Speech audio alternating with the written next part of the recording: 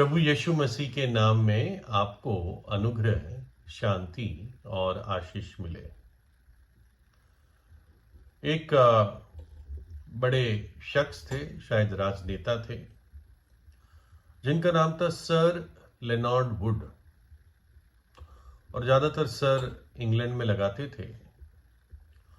तो एक बार ये सर लेनार्ड वुड फ्रांस के राजा से मिलने गए और राजा लेनार्ड वुड को मिलकर इतने खुश हुए कि उनको अगले दिन उनके यहाँ खाना खाने के लिए उन्होंने इनविटेशन दिया, न्योता दिया कि कल आप महल में आकर हमारे साथ खाना खाएंगे, रात का खाना, डिनर खाएंगे।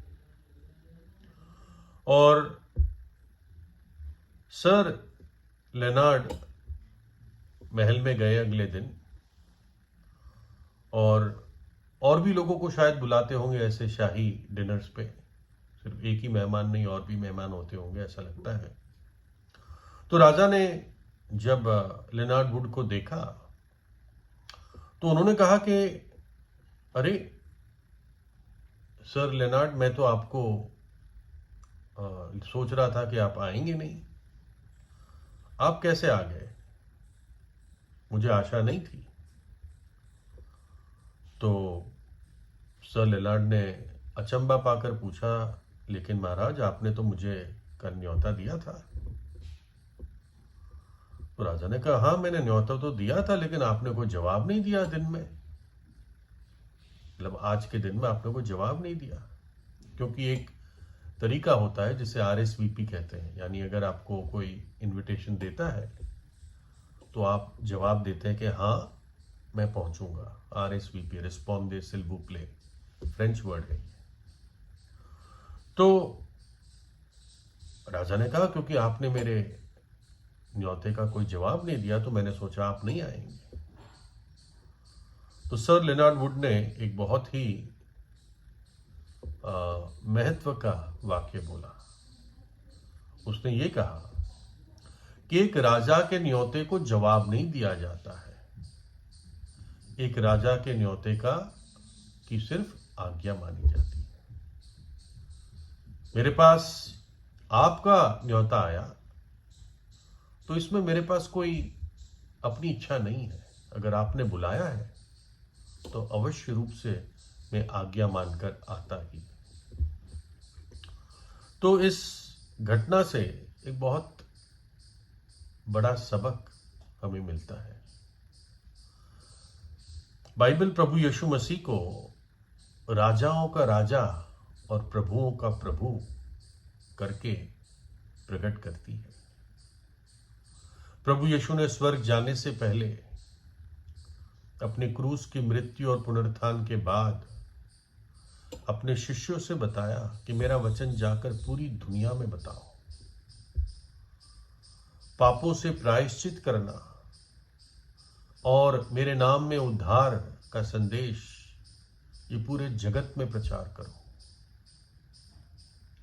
ताकि लोग मन फिराए और उद्धार पाए मुझ पर विश्वास करके। और प्रभु ने कहा, स्वर्ग और पृथ्वी का सारा अधिकार मेरे हाथों में है। और बाइबल में कई ऐसे न्योते परमेश्वर मुझे और आपको देता है। मत्ती 11:28 में प्रभु यीशु का एक बहुत मशहूर न्योता हर एक पापी के लिए है। हे सब परिश्रम करने वालों और बोझ से दबे लोगों, मेरे पास आओ और मैं तुम्हें विश्राम दूंगा। मेरा जुआ अपने ऊपर उठा लो और मुझसे सीखो, क्योंकि मैं नम्र और मन में दीन हूं, और तुम अपने मन में विश्राम पाओगे, क्योंकि मेरा जुआ सहज और मेरा बोझ हल्का है। परिश्रम करने वालों, बोझ से दबे लोग, मेरे पास आओ।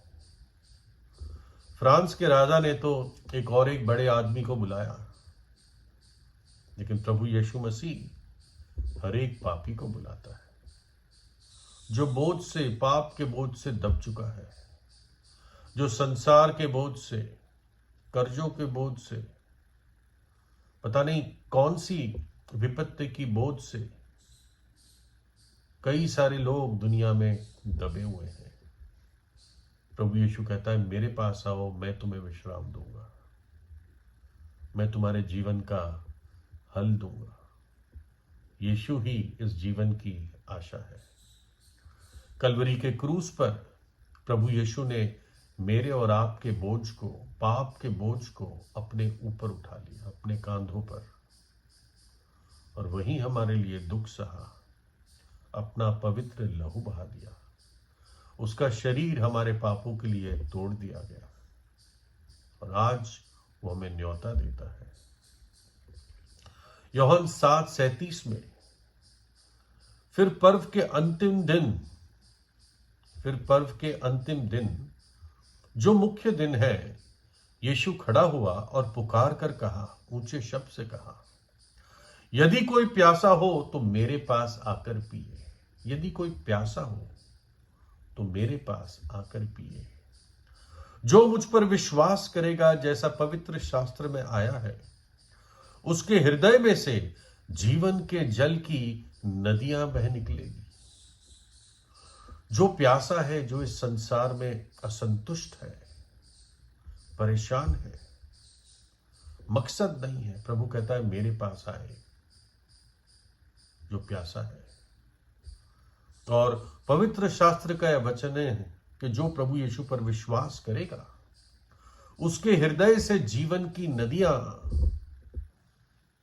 जीवन के जल की नदियां बह निकलेगी। जो प्रभु यीशु पर विश्वास करेगा वो अनंत जीवन पाता है और वो जीवन उमड़कर बाहर औरों तक पहुंचता है। प्रकाशित वाक्य 22:17 में और एक न्योता है, जो प्यासा हो वो आए, और जो कोई चाहे वो जीवन का जल सेत मेत ले। जो प्यासा है और जो चाहता है वो प्रभु यीशु के पास आए और वो जीवन का जल सेत मेत मुफ्त में।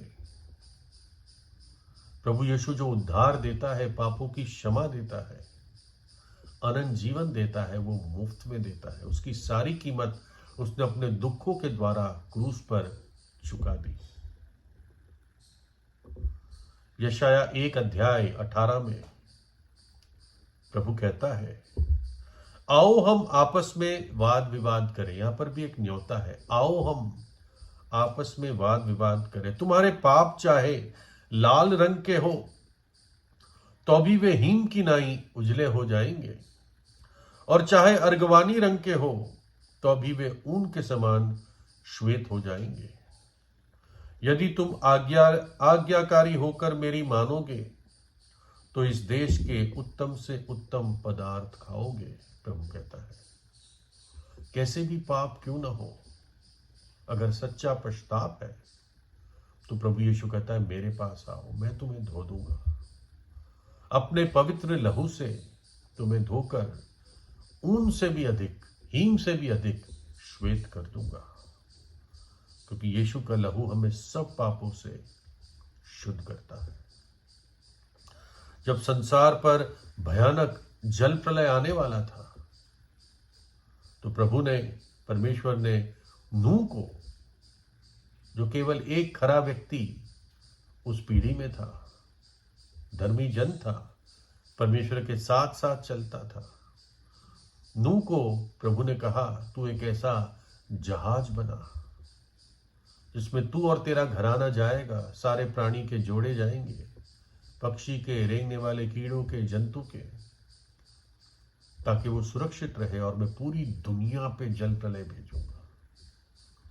तो परमेश्वर ने उस पीढ़ी को 120 वर्ष दिए पश्चाताप के लिए, और तब प्रभु ने नूह से कहा, मानो कि परमेश्वर खुद उस जहाज में है, और कहा, परमेश्वर ने नूह से कहा तू अपने सारे घराने समेत जहाज में आ।